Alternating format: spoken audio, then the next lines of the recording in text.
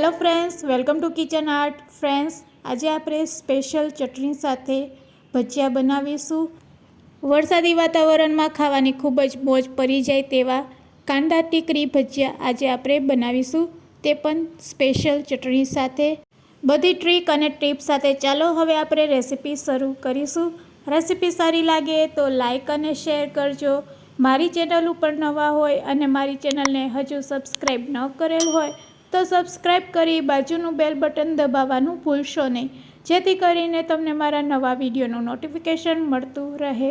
કાંદા ટીકરી ભજીયા બનાવવા માટે અહીંયા આપણે એક વાટકીમાં ઝીણી સમારેલી ડુંગળી લેશું. તો અહીંયા આપણે કોઈપણ એક વાટકી એકદમ ઝીણી સમારેલી ડુંગળી લેશું. તો આ રીતે આપણે કોઈપણ એક વાટકીનો માપ લઈ લેવાનો અને એ જ વાટકીના માપથી અહીંયા આપણે ચણાનો લોટ લેશું. તો સૌ પ્રથમ આપણે મિક્સિંગ બાઉલમાં સમારેલી ડુંગળીને એડ કરી દઈશું અને ડુંગળીને એડ કર્યા પછી ડુંગળીમાં રહેલા પાણીથી જ આપણે આ મિશ્ર રેડી કરવાનું છે. તો ફ્રેન્ડ્સ, ડુંગળી આ રીતે એકદમ ઝીણી સુધારેલી હશે તો તે પાણી રિલીઝ કરશે. તમારે મીઠું નાખવું હોય તો નાખી પણ શકો છો. હવે સમારેલા 2 મીડિયમ સાઇઝના મરચાં લેશું.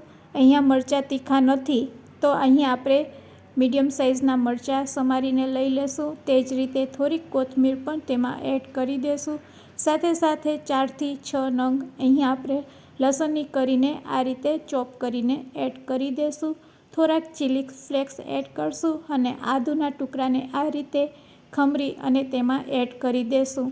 તો આ રીતે બધી વસ્તુ એડ કર્યા પછી હવે તેમાં આપણે મસાલા એડ કરવાના છે. તો મસાલામાં અહીંયા આપણે લીંબુની જગ્યાએ આમચૂર પાવડરનો ઉપયોગ કરી રહ્યા છે.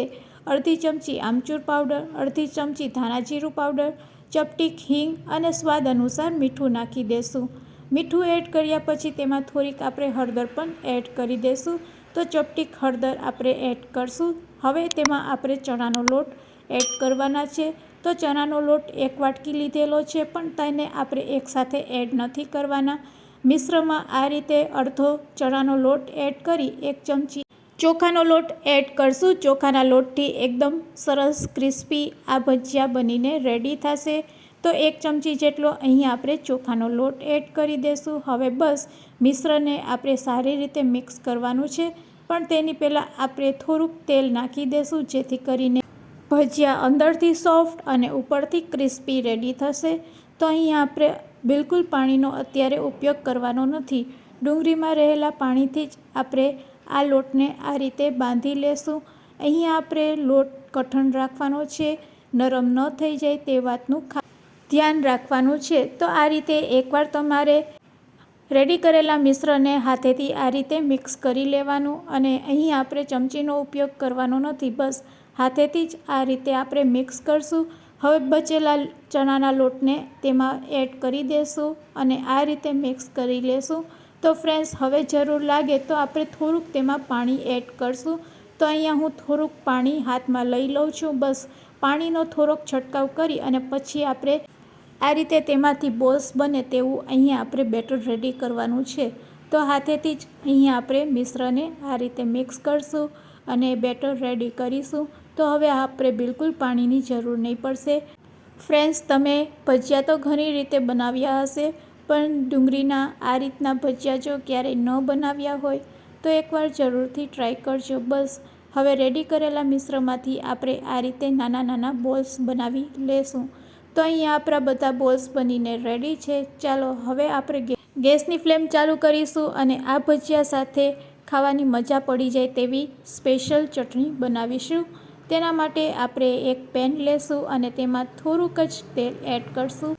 હવે તેમાં આપણે મીડિયમ સાઇઝના કટ કરેલા 2 ટમેટાં, થોડીક ડુંગળી અને લસણની કળી, સાથે સાથે સૂકેલું લાલ મરચું 1, તેને સારી રીતે આપણે શેકી લેશું. તો આ રીતે આપણે 2 થી 3 મિનિટ તેને સોફ્ટ કરી લેશું. તો બધી વસ્તુ સરસ સોફ્ટ થઈ જાય એટલે આપણે ગેસની ફ્લેમ બંધ કરી દેશું. તો અહીંયા ટમેટાં સરસ સોફ્ટ થઈ ગયા છે, ડુંગળી પણ સરસ સોફ્ટ થઈ ગઈ છે. તો ચાલો ગેસની ફ્લેમ બંધ કરી દેશું. 5 મિનિટ રેસ્ટ આપીશું અને પછી તેને મિક્સર જારમાં લઈ લેશું. બધી વસ્તુને મિક્સર જારમાં લઈ તેમાં ચપટી હળદર, મીઠું, લાલ મરચું પાવડર અને ધાણા જીરું એડ કરશું અને 1 ચમચી જેટલું પાણી એડ કરી દેશું. પાણી એડ કરી તેને આપણે મિક્સર જારમાં ગ્રાઇન્ડ કરી લેશું. તો સરસ અહીંયા આપણી ચટણી બનીને રેડી છે.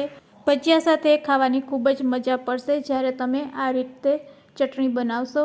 રેડી કરેલી આ ચટણીને આપણે એક વાટકીમાં કાઢી લેશું. તો અહીંયા આપણી ચટણી બનીને રેડી છે. તો ચાલો આપણે ફરીથી ગેસની ફ્લેમ ચાલુ કરીશું અને એક કઢાઈમાં તેલ ગરમ કરીશું. તેલ સારું એવું ગરમ થઈ જાય એટલે ગેસની ફ્લેમ આપણે લો કરી દઈશું અને તેલને આ રીતે ચેક કરી લેશું.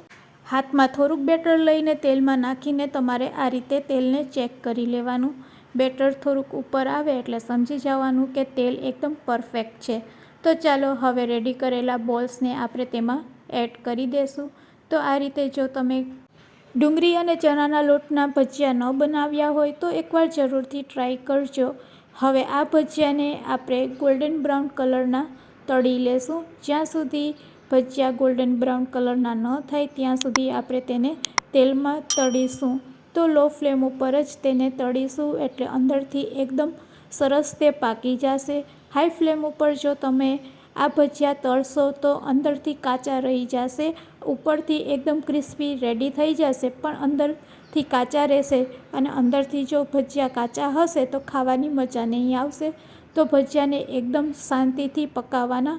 આ રીતે લો ફ્લેમ ઉપર તમે તેને ગોલ્ડન બ્રાઉન કલરના તળશો એટલે અંદરથી પણ સારા એવા ભજીયા તળાઈને રેડી થઈ જશે. તો ફ્રેન્ડ્સ હવે આપણા ભજીયા તળાઈ ગયા છે. ઉપરથી એકદમ ક્રિસ્પી થશે. તો આપણે તેને પ્લેટમાં કાઢી લેશું. તે જ રીતે અહીંયા આપણે બીજા બધા ભજીયાને તળી લેશું. તો અહીંયા આપણા ભજીયા બનીને રેડી છે. ચાલો હવે તેમાંથી આપણે ટીકી બનાવવાની છે. તો કાંદા ટીકી ભજીયા કઈ રીતે બનાવવા તેની પણ ટ્રીક હું બતાવું છું. તો આ રીતે ભજીયા બનાવ્યા પછી ભજીયા કેટલા ક્રિસ્પી બન્યા છે તે પણ હું તમને નજીકથી બતાવવાનો પ્રયત્ન કરી રહી છું.